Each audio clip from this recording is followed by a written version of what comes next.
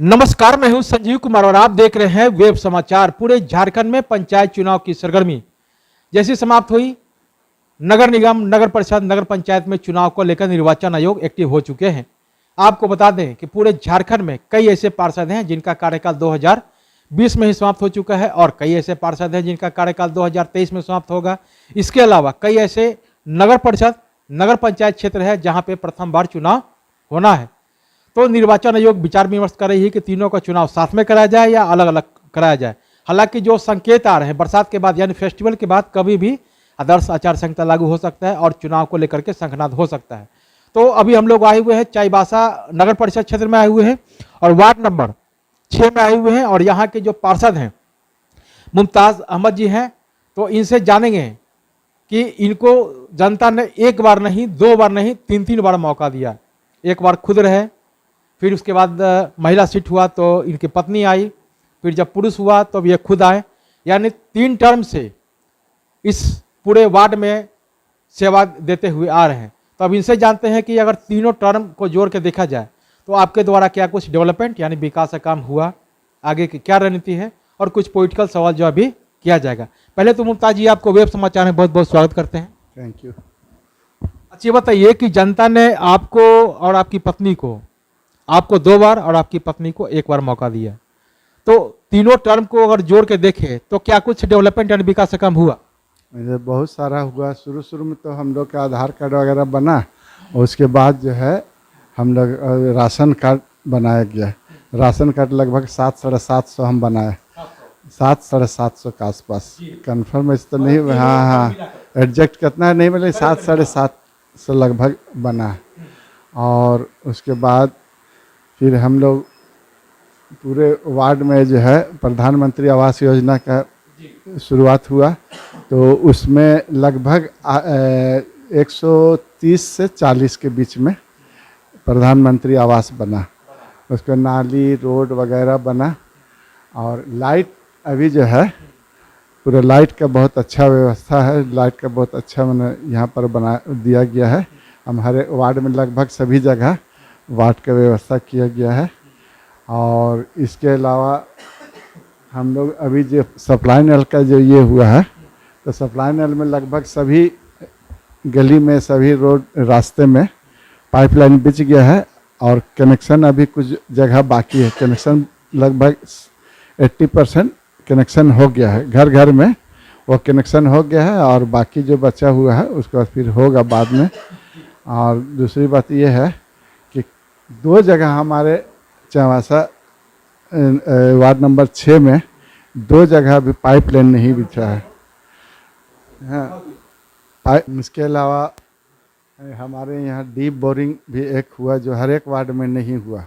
अपने प्रयास से हमारे जो चेयरमैन थे, पूर्व चेयरमैन मिथिलेश ठाकुर जी, उनके द्वारा मतलब वो कराया गया एक।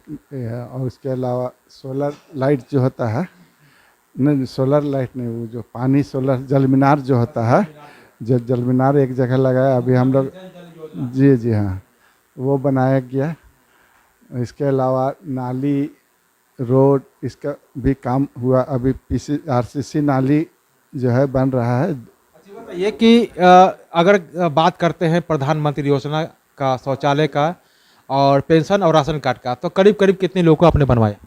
पेंशन, विकलांग का और विधवा का और वृद्धा का, ये सब मिला के लगभग 250 के आसपास बनवाया।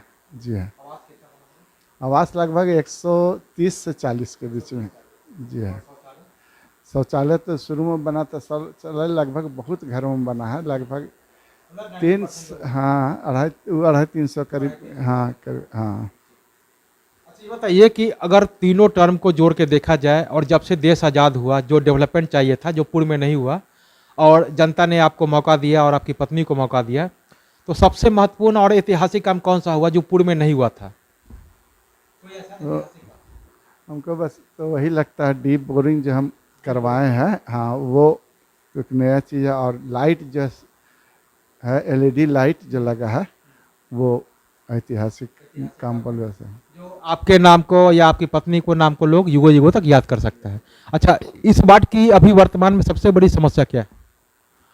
इस वार्ड में वही ये आरसीसी नाली जो होता है ना, अभी जो रोड कटा है ना सप्लाई नल के लिए, तो वो सप्लाई नल के रोड कटा है तो वो पूरा गड्ढा गड्ढा हो गया है। तो वो सब हम लोग चाहते जल, लेकिन जब तक शुरू नहीं होगा सप्लाई नल पानी, जब घर घर में नहीं दिया जाएगा तब तक ये पता नहीं चले कहाँ कहाँ लीक हो रहा है या क्या हो रहा है, वो अभी बनेगा नहीं। वो अगर बन जाएगा तब जाके हम लोग समस्या का समाप्त हो जाएगा। बताइए कि अगर जनता का प्यार स्नेह लगातार आपके ऊपर बरकरार रहता है और चौथे बार आपको मौका दिया जाता है, तो इस वार्ड को मॉडर्न ऐतिहासिक आदर्श बनाने के साथ साथ स्मार्ट वार्ड के रूप में कैसे डेवलप करेंगे, क्या आपका रोड मैप होगा? जैसे देखिए हमारे वार्ड में जो है उतना जो सरकारी जगह जो होता है ना, वो नहीं होने के कारण हम लोग का सामुदायिक भवन नहीं, सामुदायिक शौचालय नहीं बन पाता है। तो वो अगर होता तो वो हम करवाते, बाकी सब तो लगभग ठीक ढंग से चल रहे। जो थोड़ा जो रूटीन वर्क है वो तो हो ही रहा है, लेकिन अलग से आप सोच रहे हैं कि अलग से हम चाहते थे कि हमारे वार्ड में ऐसा जगह कुछ होता, स्पेस होता, जिससे सामुदायिक भवन बनता, स्कूल बनता, या और क्या बोल सामुदायिक शौचालय वगैरह बनता। तो वो जगह नहीं होने के कारण हम भी मजबूर है नहीं कर। कोई ऐसा कोई दानवीर नहीं है जो कोई दान करना चाहे इस सामाजिक काम के लिए? यहाँ पर जगह ही नहीं है, इतना कंजेस्टेड जगह हो गया है ना। यहाँ पर लोग को जगह खरीदना चाहता, तो बहुत से लोग ऐसे हैं जिन लोगों के फैमिली बड़ा हो गया लेकिन जगह नहीं होने का यहाँ से परिवार बड़े होते जा रहे हैं लेकिन जमीन सीमित है। कमी यहाँ बहुत सीमित है। इसी को लेकर के जमशेदपुर से ज़्यादा यहाँ के ज़मीन की कीमत है। यहाँ अभी 30-35 लाख हमारे वार्ड में मतलब लगभग चल रहा है कट्ठा, जो कि जमशेदपुर में आप जाइएगा तो आपको 10 लाख 15 लाख में आपको मिल जाएगा। ज़मीन का क्राइसिस की वजह से यहाँ पर इसका दाम बहुत ज़्यादा बढ़ा हुआ है। बताइए कि अगर आप चौथे बार बन जाते हैं और आपके पास काम करने का अनुभव है और इस बार जो है पार्षदों के बीच से ही उपाध्यक्ष का पद चयनित होगा, तो क्या उपाध्यक्ष के लिए फाइट करेंगे? अभी तक तो ऐसा सोचे नहीं, ऐसे कुछ परिस्थिति कुछ ऐसा बनेगा तो देखा जाएगा, बनेंगे। अच्छा ये बताइए कि कोरोना काल में आपने कैसे लोगों को मदद? कोरोना काल से हमको सरकार के तरफ से बहुत सारा चावल, जिसके ये नहीं हुआ था, क्या बोला जाता है, राशन कार्ड नहीं था जिनके लिए, तो उन लोग का लिस्ट बना करके आधार कार्ड दे करके वो हम अंचल ऑफिस से चावल वगैरह लाते थे 10-10 किलो हर एक घर में। तो वो 3-4 बार हम दिए। इसके अलावा पूंजीपति यहाँ से जो उद्योगपति सब है वो लोग बांट रहे थे, तो उन लोग सामने गए और उन लोग सब पैकेट वगैरह सब ला करके जो ज़रूरतमंद था उन लोग को देने का। ये कि कोरोना काल में आपने इतने लोगों को मदद किया और कोरोना का प्रकोप अभी समाप्त नहीं हुआ है, लेकिन राज्य सरकार ने होल्डिंग टैक्स बढ़ा दिया, क्या सही है?